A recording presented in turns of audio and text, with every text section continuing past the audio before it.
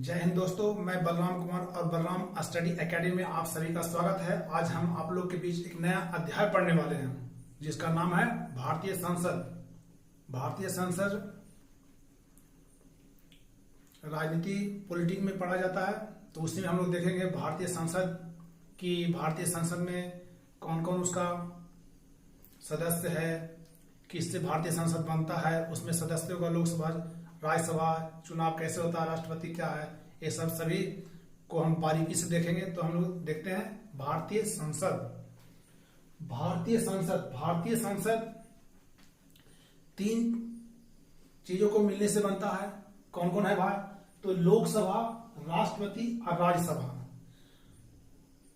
भारतीय संसद के तीन अंग हैं। भारतीय संसद के तीन अंग हैं, लोकसभा, राष्ट्रपति, राज्यसभा। तो हम लोग सबसे पहले पढ़ेंगे लोकसभा के बारे में कि लोकसभा में कितना सीट है, कैसा कैसा है। तो लोकसभा में अधिकतम सदस्य कितना हो सकता है? तो अधिकतम सदस्य हो सकता है 550। लोकसभा में अधिकतम सदस्य 550 और अधिकतम 550 है। और इसमें भी निर्वाचित किस तरह से हो सकता है? तो निर्वाचित में राज्य से 530 मतलब अधिकतम सदस्य लोकसभा में कितना हो सकता है? 550। लेकिन निर्वाचित का क्या प्रक्रिया है? तो 530 है वो राज्य से होगा और यूटी से 20। यूटी मतलब यूनियन टेरिटरी, मतलब केंद्र शासित प्रदेश। केंद्र शासित प्रदेश से कितना होगा? 20 हो गया। और फिर क्या है? ये वास्तविक सदस्य मतलब अधिकतम तो 550 हो सकता है और वास्तविक कितना होता है भाई? तो 543। उसमें भी निर्वाचित का क्या प्रक्रिया है? तो राज्यों से 524 कितना? राज्य से। और यूटी यूनियन टेरिटरी से 19 और इसमें यूनियन टेरिटरी से भी आप पता है कि किस राज्य से चाहे केंद्र शासित से कितना होगा भाई? तो इसमें कह रहा है कि इसमें भी 3 है, 19 है यहां पर। तो दिल्ली से 7 सदस्य का चुनाव होगा, अन्य से 7 और जम्मू कश्मीर से 5 सदस्यों का चुनाव होगा। तो हम लोग देख लिए लोकसभा में, लोग देख लिए कि लोकसभा के सदस्यों का चुनाव किस प्रकार से होता है। और ये बात का चैप्टर है, राष्ट्रपति का अलग प्रक्रिया में पढ़ा जाता है। तो हम लोग देखेंगे राज्यसभा की। राज्यसभा का प्रक्रिया क्या है? तो राज्यसभा के अधिकतम सदस्य कितना होता है? राज्यसभा के अधिकतम सदस्यों की संख्या 550 है। अधिकतम संख्या 550 है। उसका निर्वाचन का प्रक्रिया क्या है? तो इसमें निर्वाचन नहीं होता है क्योंकि इसमें राज्य से जाते हैं और मनोनीत किए जाते हैं। तो मनोनीत किए जाते हैं कितना? 12 मनोनीत किए जाते हैं। और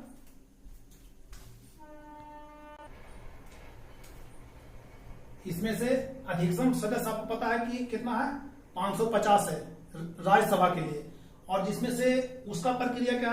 तो मनोनीत किए जाते हैं 12 सदस्य को मनोनीत किए जाते हैं। और निर्वाचित होता है राज्य से, तो कितना? 238 सदस्य निर्वाचित होता है ना। और निर्वाचित में भी वो क्या प्रक्रिया भाई? तो निर्वाचित में है राज्य से होगा कितना? 230। जैसे कि अधिकतम संख्या 250, फिर एक बार ध्यान दीजिएगा, अधिकतम संख्या 250, मनोनीत हुआ कितना? 12। और निर्वाचित से 238 है। वो भी निर्वाचित में क्या प्रक्रिया है? तो निर्वाचित कहां से होगा भाई? राज्य से होगा और यूनियन टेरिटरी केंद्र शासित प्रदेश होगा।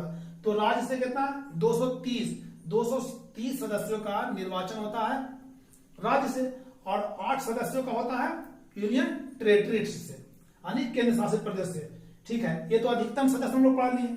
आप देखेंगे वास्तविक सदस्य कितना होता है। तो वास्तविक सदस्य राज्यसभा में 245 होता है। वास्तविक सदस्य 245 है। इसमें मनोनीत किए जाते हैं 12 सदस्य। 12 सदस्य को मनोनीत किया जाता है। और निर्वाचन होता है 233 पर। फिर एक बार देते हैं कि वास्तविक संख्या 245 है और मनोनीत 12 और निर्वाचित 233। लेकिन 233 में भी प्रक्रिया 2 है। 2 क्या है? राज्यों से और यूनियन टेरिटरी से। तो राज्यों से हो जाता है 225 सीट के लिए। 225 सीट के लिए राज्यों से चुनाव होता है। और यूटी अर्थात यूनियन टेरिटरी से 8 सदस्यों को मनोनीत किया जाता है। उसमें से कितना है, दिल्ली से 3 सदस्य, दिल्ली से 3 और अन्य से बच गए जो 5 हो गए। तो हम आशा करते हैं ये सब तो डायग्राम से बताए हैं, वो आपको समझ में आ ही रहा होगा और आपके लिए आसान भाषा में है, ज्यादा लिखना नहीं है, वो सिर्फ एक डायग्राम में दिमाग में बैठा दीजिए, वो काफी है। और हम लोग नीचे लिखे हैं नोट में पहला नोट में है पहला नंबर कि भारत की संसद राष्ट्रपति, राज्यसभा तथा लोकसभा से मिलकर बनती है। राष्ट्रपति, राज्यसभा, लोकसभा से ये हमारी भारतीय संसद का निर्माण होता है। इसमें दूसरा पॉइंट है कि भारत के निम्न सदन को लोकसभा अर्थात इसका निर्वाचन होता है जनता द्वारा होता है, मतलब डायरेक्ट, और उच्च सदन को राज्यसभा कहते हैं, राज्यसभा कहते हैं, इससे राज्यों से चुनाव होता है इनडायरेक्ट रूप में।